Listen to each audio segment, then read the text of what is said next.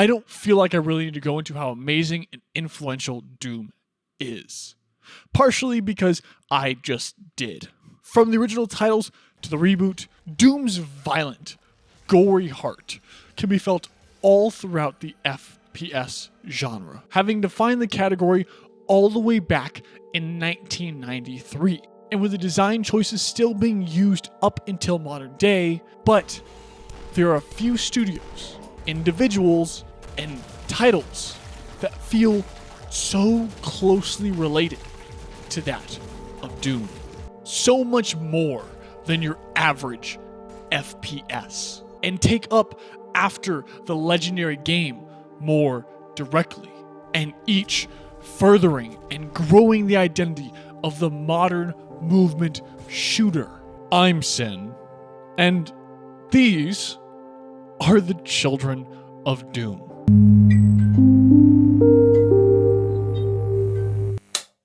One of the most recent titles that takes after Doom is Dread Templar. Made by T19 Games, a studio that specializes in crafting retro shooter experiences, and Dread Templar is no different, taking after the older Doom titles, but putting the player in a much different setting. Being a Templar that's broken into hell, shooting his way through levels. Hell doesn't take the average dark, red, fiery pit setting as usual, but instead is a more temple, underground-like setting. With each level, you are fed a short, Max Payne-style cutscene that slowly infills the story and motivations to the main character. In classic Doom fashion, you move level to level, growing your arsenal as you face a variety of different enemies. The weapons feel similar to Doom, with a few outliers, with the player being able to use a Max Payne-style bullet time effect to make fighting large mobs of enemies a little easier.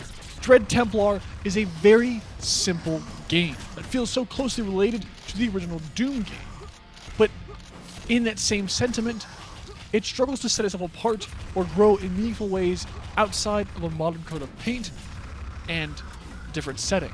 Not to mention a few key choices that are detrimental. The biggest immediate issue is the lack of feedback when you get shot or damaged. With a slight grunt from your character with a little hue of red, it's not nearly enough in the heat of a fight for a hit to register in my mind. More often than not, I found myself at low health after a fight, asking myself when I got hit.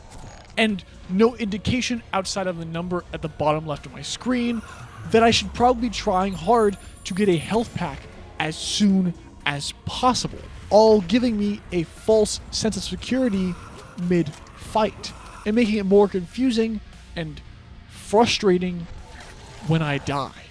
The lack of interaction keys. When I first booted up the game and came across the first door you have to open, I sat there wondering what to do, with no prompt to open up the door or to notify me on how to interact with it. And all throughout my playtime, I kept finding moments like this, where I just wondered what I was supposed to do. The game wants to feel retro and not hold your hand, but any direction or aid would be helpful in getting to the next objective, as things aren't so linearly laid out. If you're looking for a retro-style shooter in modern day, Dread Templar is a good game, but its oversights and lack of polish mean it's harder to recommend over the games that came before it, like Dusk. Dusk is one of the most well-known retro shooters, being slightly older and having a tight-knit fan base around the game. Its low-to-the-ground, horizontal movement, inspired by retro shooters, is heightened by the strafing bunny hops implemented, allowing immense speed to be built as you shoot your way through levels, shifting the setting to the dark town of Dusk, overrun by cultists, chainsaw-wielding farmers, and rabid dogs. Its tight gameplay is satisfying and grows off its predecessors, but Dusk isn't afraid to slow down and let you sit in its dark, uncomfortable atmosphere, feeling akin to that of a horror game at times. With each level, the game unravels a more and more disturbing and confusing, convoluted plot, from escaping farms and corn mazes to overrun towns with husks of people to underground labs, discovering secret military facilities, the sprawling, confusing, perplexing Lovecraftian horror, and then you look back at it all and you remember this was all about a town called Dusk. The game is intensely difficult at times, and halfway through, the level design feels more confused and more built on the game's setting than its gameplay, taking the facility's name a little too literally. The wrapping back through levels at times feels like it's meant to be confusing, but happening so often and at times made me want to put the game down altogether. Its brutal amounts of enemies and their massive health pools makes the lack of autosaves extremely punishing and at times frustrating when it feels like there's nothing you can do about it. But as painful as it can be at times, it's clear why it's deserving of a tight, devout fan base to the horrific retro experience it delivers. Breaking away from the dark caverns and farms of the past two titles is Reaver. Reaver is an early access title, most recently released to the public, with the first act of the game just being finished. And Reaver can't be introduced without talking about another game, Overkill.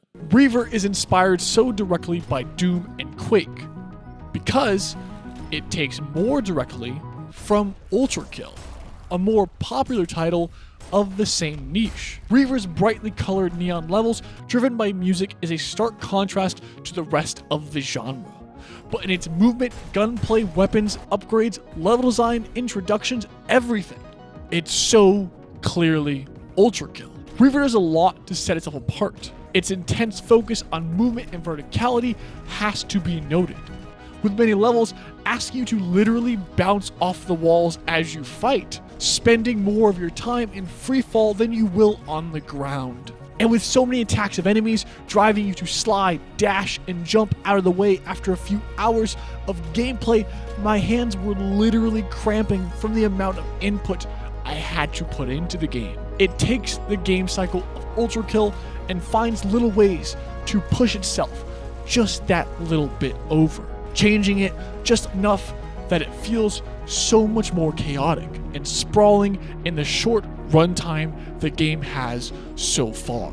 The game's in early access, so it has a handful of bugs and issues, most of which related to clipping of walls, with enemies getting stuck after ragdolling or me phasing through walls altogether at times. Sequence breaking the game is rather easy and can easily softlock you and require a restart of the level. But where those are all fixable, its own identity is a larger crisis for the game, taking directly after one of the greatest FPS games of the past decade comes with its upsides. Your game will inherently also be good if you can do a quarter of a job recreating it.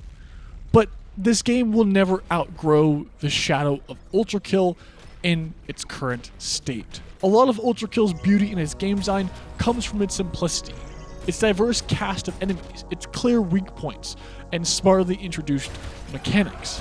How it constantly grows upon itself in ways even modern Doom games struggle to.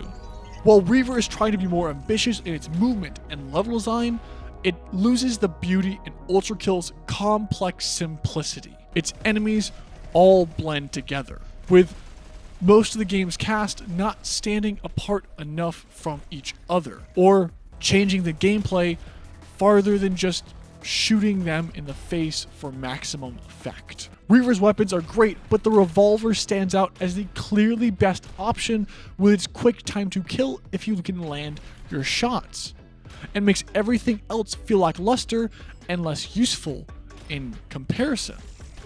It highlights your best moments by rewarding you with a quick defeat of your enemies and thus the level, or it highlights your misses as the game begs you to get better. The shotgun and rifle fill in the kills you failed to get with the revolver, but only feel like that, backups to a primary. They don't infill their own usefulness over just a simple, clean headshot at any range. The game is fantastic and is still in its early days. It has a lot to prove to properly set itself apart. But even if it's just a filler after you finish Overkill, it's still a great game. Fuck you, pussy. Oh my god. But in filling itself somewhere between the legacy of Doom and modern torch carriers like Overkill, but revamping itself well past the point of anything sane, is Turbo Overkill. Turbo Overkill is exactly as the title implies, throwing any degree of slow, calm-paced gameplay out the window, an express chase of the most absurd, balls-to-the-wall experience, following level design that takes from and grows off of Doom, but inputting the movement and gunplay closer to that of Overkill. Everything in this game, they take what was and ramp it up to 11. Starting out with a pistol? No, 2 pistols. A rifle? 2 rifles. Minigun? But it's also a flamethrower. Sniper rifle? But it's a teleporter? BFG? No. Orbital cannon. The game stylized itself after the cyberpunk future of Blade Runner and Ghost in the Shell, and follows a complex as it is goofy plot as a bounty hunter, as you fight to not only outdo your rival bounty hunters and form more company, stay alive, but also save the universe from a rogue AI corrupting everything in existence. It makes hell look simple in its setting. The level design is sprawling, massive, and so diverse while retaining its wits. It breaks between sequences of action, allowing you to fly a car or drive a motorcycle.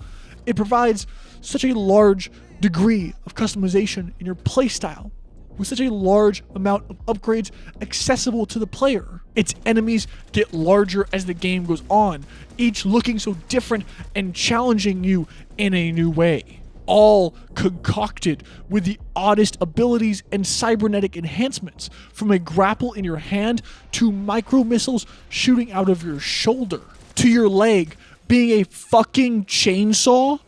So when you slide in the game, you slice enemies to bits.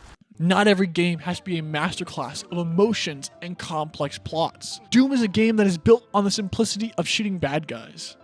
And Turbo Overkill goes so beyond absurd and crazy in its maximalist experience that highlights this point to be the core of its entire identity, creating a game in which the primary goal is to make it as fun as possible to just shoot guys in the face, knowing the exact non-serious tone and tongue-in-cheek cutscenes it hands the player, but in filling its genius and its level design and complexities of customization it provides, all to uplift the simple FPS experience. It is as ridiculous and long as the name of the game implies itself, but yet somehow outdoes the AAA titan that spawned the entire genre, with so much of the game being so clearly spawned from Doom, and even the final boss mirrors that of Doom Eternals. But it crafts an overall better experience that makes teams of developers cry and how amazingly stupid this fucking game is. Hey, thanks so much for watching the video. If you like the video, go ahead and hit that subscribe button. If you want to help support the channel, go ahead and click on my Patreon, with access to early ad-free content, behind the scenes, and so much more. Thanks. I'll see you in the next one.